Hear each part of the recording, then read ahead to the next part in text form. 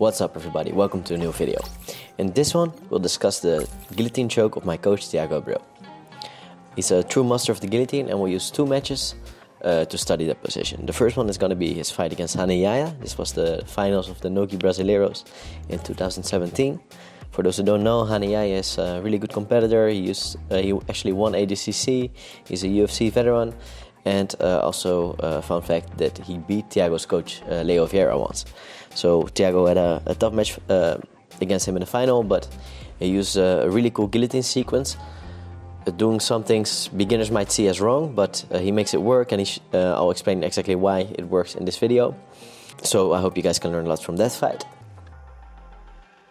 The second fight we're gonna watch is gonna be Thiago Abreu versus Fabio Caloi. Fabio Caloi is one of the coaches at the Alliance Gym in Sao Paulo, and here the fight's quite different. Thiago's playing from bottom. Fabio tries to go for a pass. Thiago off-balances him, creates a scramble, and from there looks at arm and guillotine. And he also uses that arm and guillotine to later finish the fight.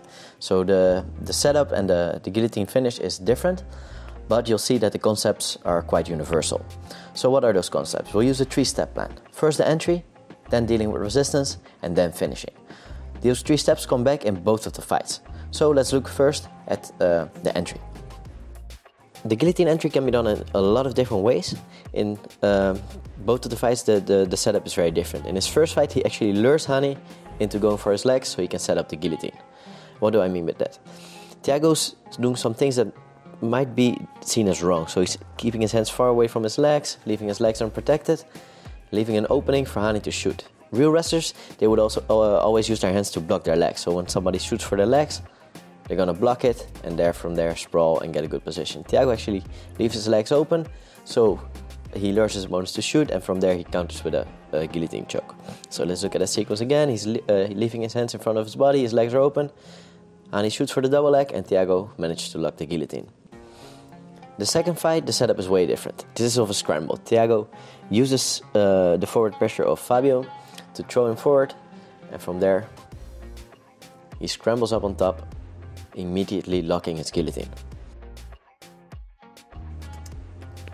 Now let's look at the scramble again. Fabio tries to come forward with a pass, actually going for Thiago's head. Thiago throws him forward, immediately scrambles back on top, and look, his hands are already going to the guillotine right away, locking his hands around the neck. Okay, now let's talk about that lock. What grips do you use for attacking the guillotine? Both of the initial setups are done with an arming guillotine with his left hand. In this case, Rany shoots in, Thiago immediately locks his left hand around the neck, because Thiago likes to choke with his left hand, and gets the arm in. But during this fight, Thiago uses several setups. Next to the arm in, here he switches to a low elbow guillotine. We'll discuss the exact reason why he does that a little bit later in this video. At the end of the position, he actually uses a high elbow guillotine to finish the fight. In the fight with Fabio Caloi, he just uses that arm in guillotine. So he uses that at the entry to deal with the resistance, but also to finish the fight. Okay, so talking about dealing with resistance, that's step 2. In his first fight, Rany does a lot of good things. He moves to the correct side, he tries to keep his posture strong. This is all things you learn in your first class learning to defend the guillotine. But Thiago manages to use two really cool things to deal with the resistance. The first one is switching to a low elbow guillotine. While he has that, he's able to break down the posture, and then he flips over Yahya. Rany makes sure he moves to the correct side, so his head and his body are on opposite sides of the body, which is the good thing to do. He also keeps his spine straight, which makes it harder for Thiago to do any guillotine threats. Here, you're relatively safe. So again, Rany moves to the correct side, opening up his posture. Now let's see how Thiago deals with it. First, he crunches his shoulder down. So here, he switches the grip, he crunches his shoulder down so the chin goes to the chest. Now he's going to flip Rany over. He's going to use his right elbow, so not the choking elbow, the right elbow, together with the chin crush, to flip him over into side control and eventually to the close guard. So let's look at that again. He crushes his head with his shoulder, so the posture is broken. He switches to the low elbow guillotine, which makes it possible for him to use this flip over, where he uses his elbow to flip his opponent over and get to a better position. Beautiful way to deal with the resistance. Even though Rany is doing the correct things, Thiago found a way to deal with every bit of those resistances. Let's look at that flip over again. Elbow on the hip, get on top. Beautiful.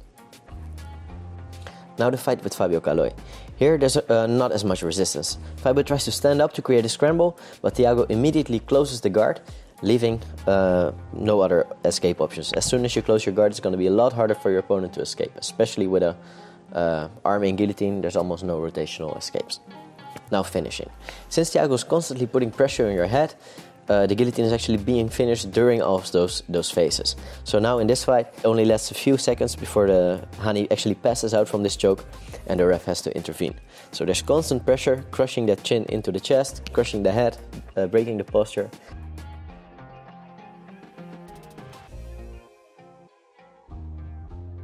In this fight, same concept, Thiago pulls to the close guard, keeping that crushed spine position and squeezing, gets the finish. One more time, locks the close guard, so perfect finishing position. Goes to the side, squeezes, breaking the posture. And here he gets the tap.